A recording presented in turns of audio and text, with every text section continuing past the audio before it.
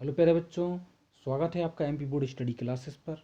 और आज हम करने वाले हैं 8 ग्रेड जो आपकी अभ्यास पुस्तक आपको दी गई है उसका चैप्टर नंबर 2 हिंदी का। पाठ का नाम है मेरी बसीयत। और आई होप कि आपने चैप्टर नंबर 1 जरूर देख लिया है। डिस्क्रिप्शन में लिंक है अन्य चैप्टर को देखने के लिए। ठीक है बच्चों, आइए शुरू करते हैं। पाठ का नाम है मेरी बसीयत। और ये जो पाठ है वो किस पर बेस्ड है? वो है अपने भारत के प्रथम प्रधानमंत्री पंडित जवाहरलाल नेहरू पर। ठीक है बच्चों, तो चलिए शुरू करते हैं और उन्हीं के द्वारा लिखित है। ठीक है, पहला प्रश्न क्या दिया गया है कि मेरी बसीयत पाठ से नेहरू जी की कौन सी भावनाएं झलकती हैं। तो देखो बच्चों, मेरी बसीयत जो पाठ है उससे नेहरू जी की देश प्रेम एवं सांस्कृतिक एकता की भावना जो है झलकती है नेहरू जी की। ठीक है बच्चों, और वीडियो को लाइक और चैनल को सब्सक्राइब जरूर कर दें। ठीक है, अगला है कामयाबी शब्द में ना उपसर्ग जुड़कर। उपसर्ग जो है बच्चों शब्द के आगे जुड़ा रहता है और प्रत्यय जो है पीछे लगाया जाता है। तो देखो, ना उपसर्ग जुड़कर ना कामयाबी बना। उसी प्रकार आपको भी कोई दो उदाहरण बताना है जिनमें ना उपसर्ग जुड़कर बनाए गए हो। तो देखो, ना प्लस समझ ना समझ और ना प्लस मुमकिन नामुमकिन। ठीक है, किसके बदले में कुछ भी दे पाना मुमकिन नहीं है, पाठ के आधार पर बताइए।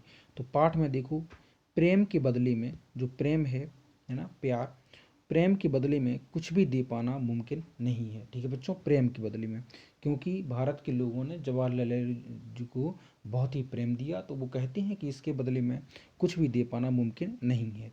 अगला है नेहरू जी मरने के बाद कोई धार्मिक रस्म जो है अदा नहीं करना चाहते थे, ऐसा क्यों है? तो देखो बच्चों, नेहरू जी जो थे मरने के बाद कोई धार्मिक रस्म अदा नहीं करना चाहते थे, क्योंकि वे इस रस्म क्योंकि वे सिर्फ रस्म समझकर इसमें बंध जाना एक धोखा मानते थे। ठीक है बच्चों, इसलिए उन्होंने उनका खंडन किया है। अगला क्वेश्चन है कि नेहरू जी ने अपनी वसीयत में मरने के बाद भस्म, जो उनकी भस्म यानी राख है, ठीक है, उसको कहाँ डालने की इच्छा व्यक्त की है। देखो बच्चों, जो नेहरू जी थे भारत देश के प्रथम प्रधानमंत्री, नेहरू जी अपनी वसीयत में मरने के बाद अपनी भस्म में से मुट्ठी भर गंगा में डाल लें। ठीक है, और शेष हिस्सों को भारत के उन खेतों में बिखेर देने की इच्छा व्यक्त करते हैं जहां किसान जी तोड़ मेहनत से अन्न उपजाते हैं। ठीक है बच्चों, अब हम चलते हैं नेक्स्ट क्वेश्चन पर, क्वेश्चन नंबर 6। तो बच्चों, चैनल को सब्सक्राइब अगर आपने नहीं किया है तो ज़रूर कर दें।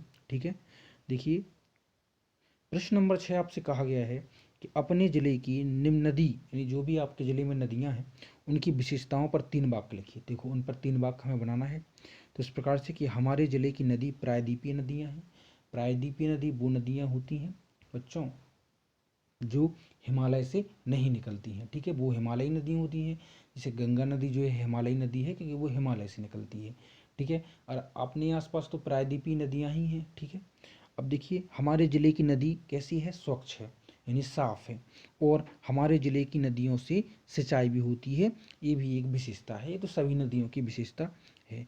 नेहरू जी ने पुरानी रीति रस्मों का विरोध क्यों किया है? तो देखो बच्चों, नेहरू जी ने पुरानी रीति रस्मों का विरोध इसलिए किया है क्योंकि वे चाहते हैं कि हिंदुस्तान इन सब जंजीरों को तोड़ दे, मतलब जो पुरानी रीति रिवाज हैं उन सभी जंजीरों को तोड़ दे जिसमें वह जकड़ा है, जो उसके आगे बढ़ने से रोकती हैं और देश में रहने वालों में फूट डालती हैं, ये सभी रस्में। ठीक है, इसलिए उनने इन रीति रस्मों का जो है विरोध किया है। ठीक है, अब चलते हैं हम नेक्स्ट क्वेश्चन पर। तो बच्चों, नेक्स्ट क्वेश्चन जो है आपसे क्या कहा गया है, देखिए नेक्स्ट क्वेश्चन में बी उपसर्ग जुड़कर, उपसर्ग शब्द के मूल शब्द के आगे लगाया जाता है उपसर्ग। ठीक है, तो बी उपसर्ग जोड़कर कोई दो शब्द बनाइए। तो देखो बच्चों, बी प्लस जय तो विजय हो जाएगा और बी प्लस ज्ञान तो विज्ञान हो जाएगा। ठीक है, अगला क्वेश्चन क्या है कि नेहरू जी को गंगा नदी से लगाव था, पाठ की किन पंक्तियों से पता चलता है? 3 पंक्तियां भी बताइए। तो देखो, मैंने इन 3 पंक्तियों से पता चलता है कि जो नेहरू जी हैं उनको गंगा नदी से लगाव था। कौन कौन सी 3 पंक्तियां? देखिए, पहली है कि मैंने सुबह की रोशनी में गंगा को मुस्कुराते और उछलते हुए देखा है। ठीक है, दूसरी पंक्ति है कि शाम के समय यानी शाम के साये में उदास काली सी चादर ओढ़े हुए देखा है। इधर लिखा है ओढ़े हुए। ठीक है, अगला है जाड़ों में सिमटी सी आहिस्ते आहिस्ते बहती हुई सी सुंदर धारा के रूप में हमने उस नदी को देखा है। ये जो 3 पंक्तियां हैं वो ये व्यक्त करती हैं कि उनका जो है लगाव गंगा नदी से अधिक था। ठीक है, किन्हीं 2 महापुरुषों की चित्र यहाँ पर चिपकाइए और 5-5 वाक्य आपको इसमें बनाना है। तो प्लीज़ बच्चों, ये क्वेश्चन आपको खुद करना है। कोई भी महापुरुष, जैसे कि आप भगत सिंह, है ना, महारानी लक्ष्मीबाई, चंद्रशेखर आज़ाद और भी महात्मा गांधी, इन महापुरुषों के आप यहाँ चित्र चिपकाएं और उनके बारे में कोई भी 5-5 वाक्य लिख दें। जैसे कि उनका जन्म कहाँ हुआ, उनका जन्म कब हुआ, उनके बचपन का नाम क्या था, ठीक है, और उनने किस स्वतंत्रता आंदोलन में भाग लिया, और उनका जो निधन है वो कब हुआ।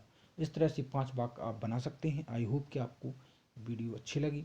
मिलते हैं आप नेक्स्ट चैप्टर में जल्दी ही बच्चों। Take care.